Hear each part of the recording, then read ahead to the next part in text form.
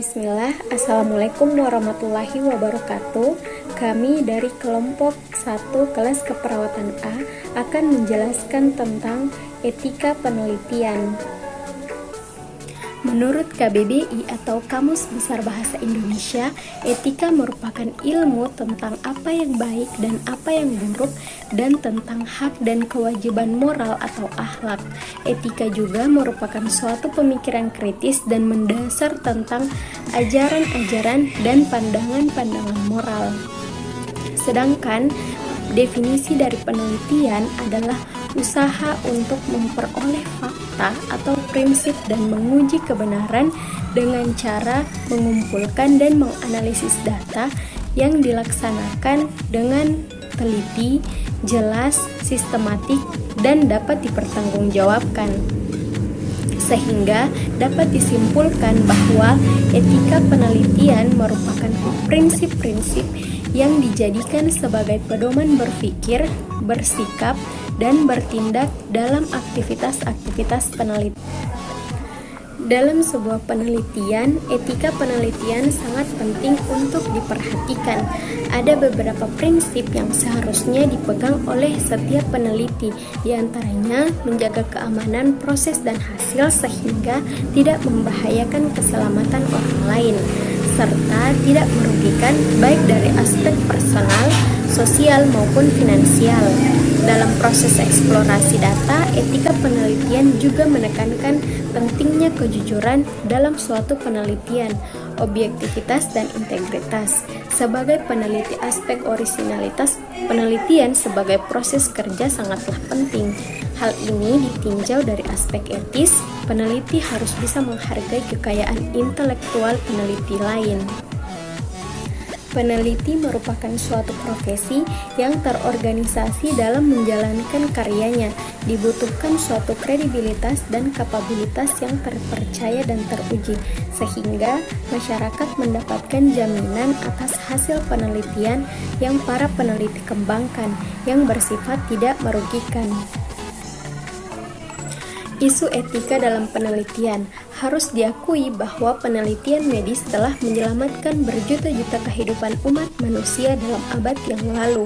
Faktanya adalah penelitian terhadap obat-obatan, vaksinasi, pengobatan, dan pembedahan yang dilakukan dalam abad ke-19 dan 20 telah berhasil menyelesaikan berbagai macam problem kesehatan pasien serta memperpanjang harapan hidup rata-rata.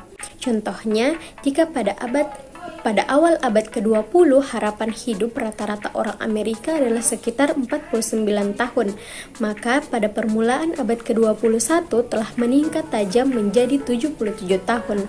Tentu tidak bisa dibayangkan apa yang akan terjadi seandainya kegiatan penelitian ini dihentikan lebih dini.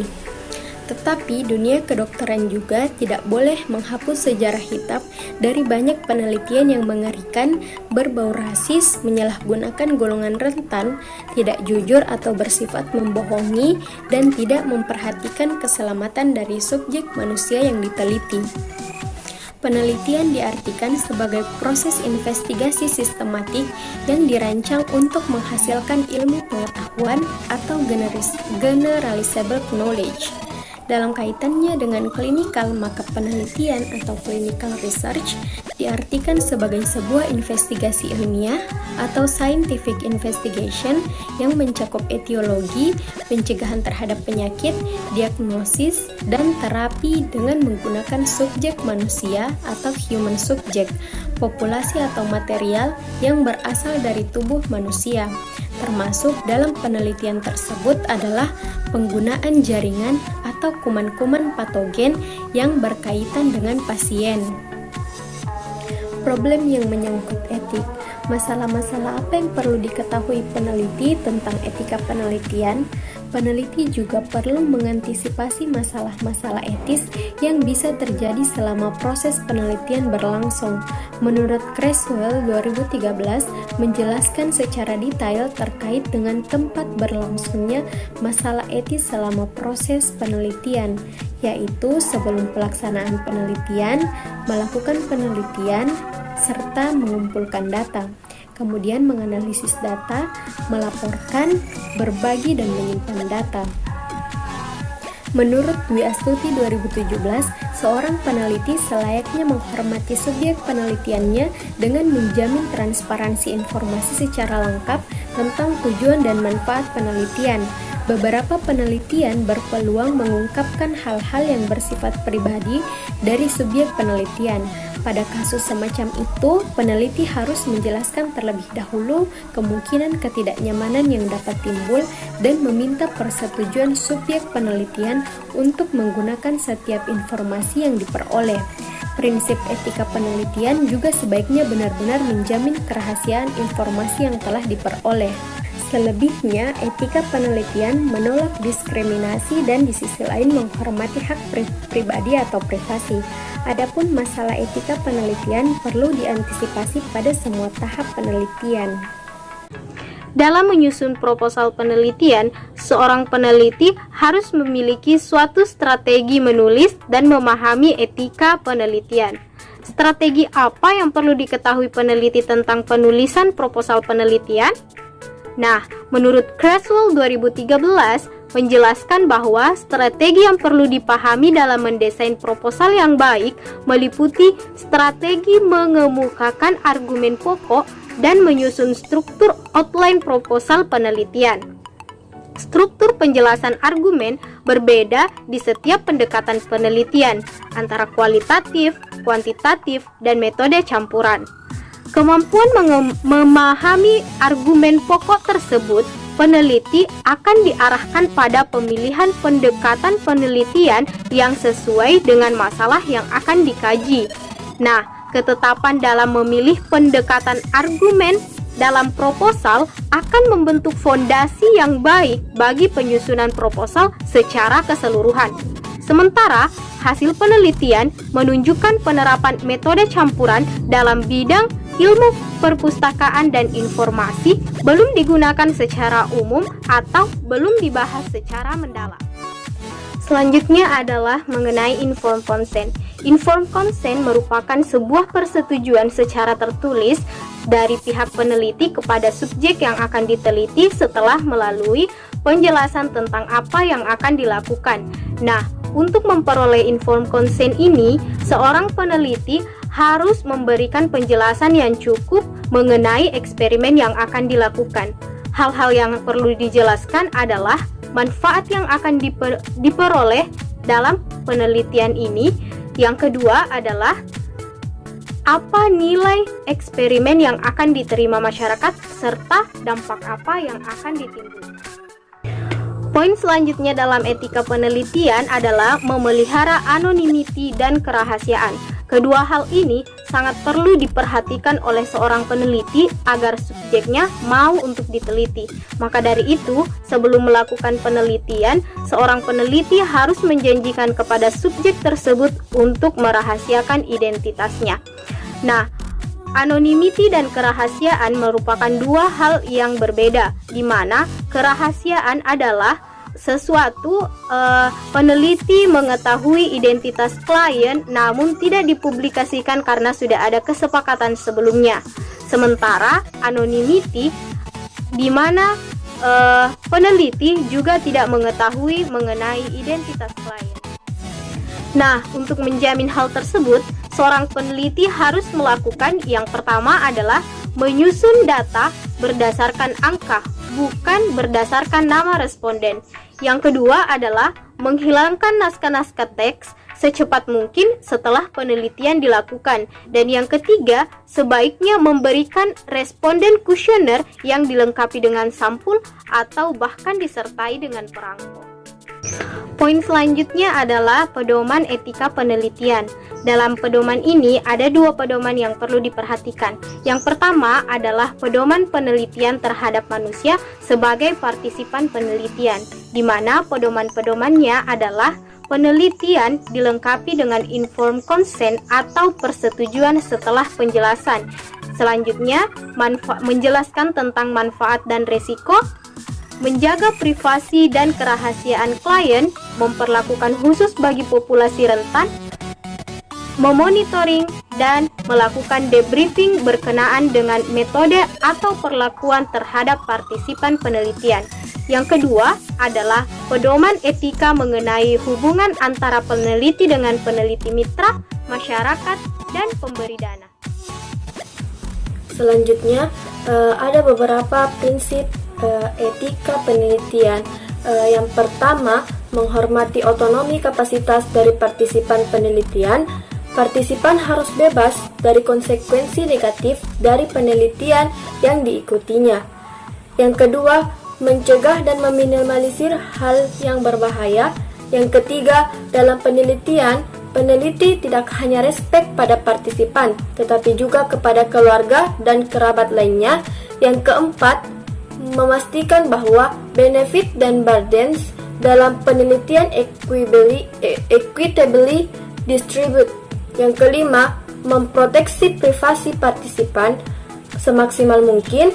Yang keenam, memastikan integritas penelitian, membuat laporan tentang hal-hal yang bersifat suspek, alleged or known incident of scientific misconduct in research. Oke, baik, selanjutnya ada 3 prinsip utama yang sangat penting dalam etika penelitian, diantaranya yaitu yang pertama ada principle of beneficence, yang dimana penelitian yang dilakukan itu memang mampu memberikan manfaat kebaikan dalam kehidupan manusia, yang diantaranya ada freedom from harm. Freedom from harm di sini peneliti harus berusaha meminimalisir berbagai kerugian dan ketidaknyamanan serta selalu berusaha menyeimbangkan sebisa mungkin potensial benefit dan risk menjadi seorang partisipan.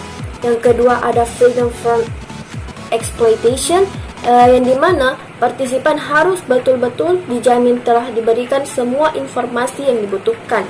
Yang ketiga ada benefit from research. Benefit from research di sini peneliti seharusnya berusaha memaksimalkan benefit dan mengkomunikasikan potensial benefit kepada partisipan. Yang ketiga, selanjutnya ada the risk benefit ratio. Dalam melakukan penelitian, seseorang peneliti harus mempertimbangkan secara teliti risk dan benefit.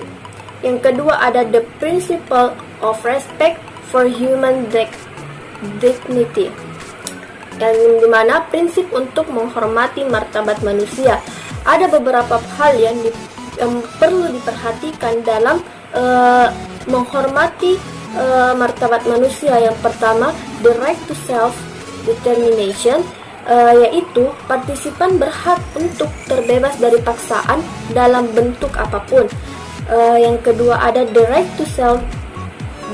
to full disclosure, yang mengandung arti bahwa peneliti telah menjelaskan secara penuh tentang sifat dari penelitian, hak seseorang untuk menolak, berpartisipasi, bertanggung jawab peneliti, kemungkinan adanya risiko dan manfaat.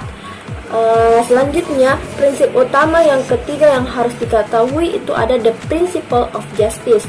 Nah, di sini ada beberapa yang perlu diperhatikan dalam proses penelitian. Di antaranya yaitu yang pertama, the right to fair treatment. Seorang partisipan berhak untuk diperlakukan adil dan mendapatkan perlakuan yang sama sebelum, selama, dan sesudah mereka berpartisipasi dalam penelitian. Selanjutnya ada the right to privacy, di mana semua peneliti yang melibatkan manusia akan selalu mengganggu kehidupan pribadi partisipan. Peneliti itu wajib menjaga kerahasiaan informasi data yang diberikan oleh partisipan, termasuk menjaga privasi partisipan. Kerahasiaan itu dapat dijaga dengan tanpa menyebutkan nama atau dengan prosedur lainnya. Oke, selanjutnya ada vulnerable subject, yang dimana semua kelompok dan individu rentan harus menerima perlindungan yang dipertimbangkan secara khusus.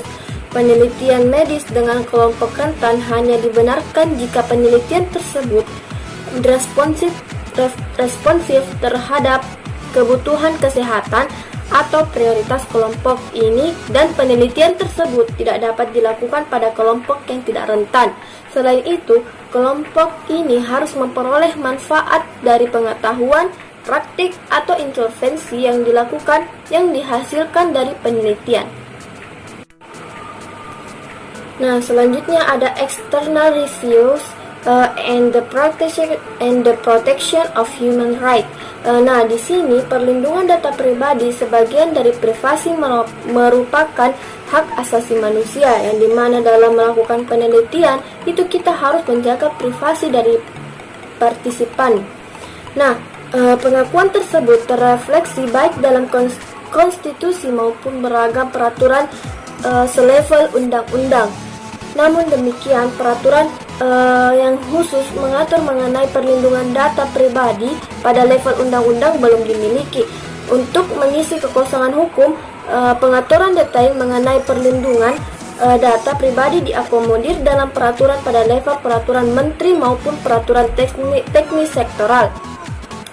Nah, perhatian terhadap data pribadi meningkat dengan perkembangan teknologi informasi dan komunikasi. Mengumpulkan, mengelola, dan menyimpan data pribadi semakin mudah dilakukan dengan menggunakan teknologi. Hal tersebut sangat rentan terhadap privasi individu. Privasi yang diakui sebagai hak asasi manusia yang dibutuhkan perlindungan hukum terhadap data pribadi.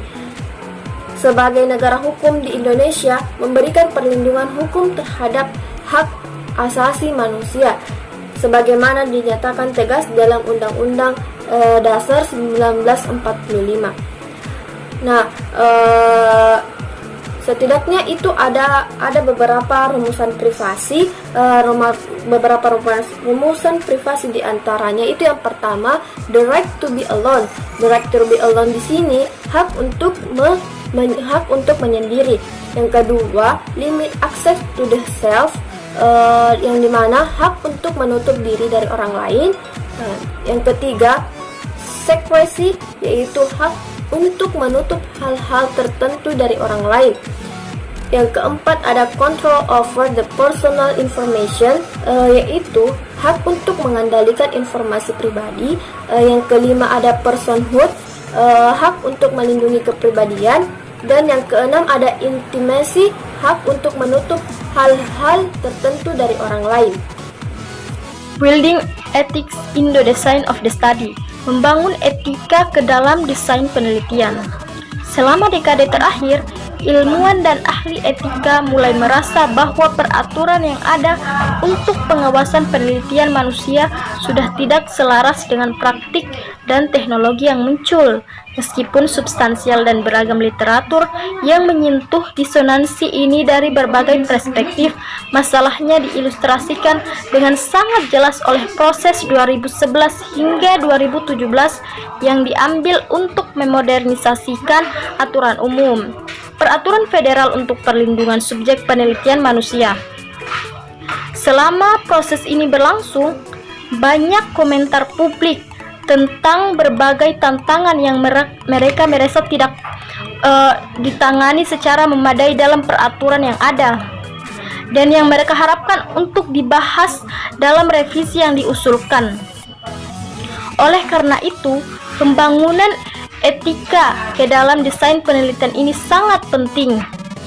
Dengan informed consent, confidentiality, beneficence, respect, justice, kita akan bisa menangani masalah-masalah yang akan muncul dalam melakukan desain penelitian ini. Penelitian. Saat membuat penelitian, langkah pertama yang harus kita lakukan yaitu membuat kerangka penelitian yang akan kita pilih sebagai konsep yang saling berhubungan antara penggambaran variabel satu dengan variabel lainnya, yang dimana variabel ini bisa terkoneksi secara detail dan sistematis.